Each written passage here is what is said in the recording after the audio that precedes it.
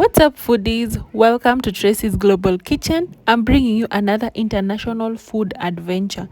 Today, we are heading to Nigeria for this amazing unripe banana fufu. Let's turn simple bananas into something totally unforgettable. Let's get started.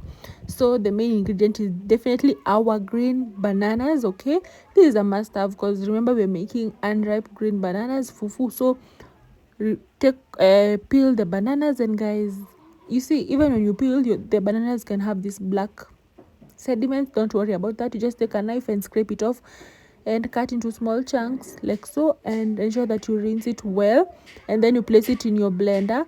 Add in some water because you don't want to destroy your blender, and you blend that up until it's very smooth. Okay, so, and you better you be patient. And something that I noticed with this recipe is that bananas are not very hard because it was not hard on my blender.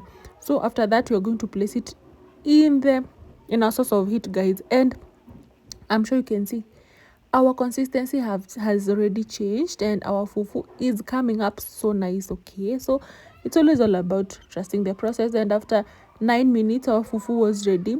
And fufu cannot be fufu if it's not in a cling film paper, and since I didn't have any cling film, I just took a normal polythene paper, and decided to think outside the. So if you don't have a cling film, just take a normal polythene bag and put it in such a bag, because by the way, that bag helps it to have shape.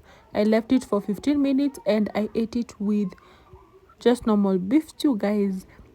This fufu was a 10 out of 10. As you can see, I was eating it while getting burnt, and it was very delicious. If you're a Kenyan, or if you know ugali, you don't have to eat ugali all the time, guys. And remember that you can always subscribe to this channel.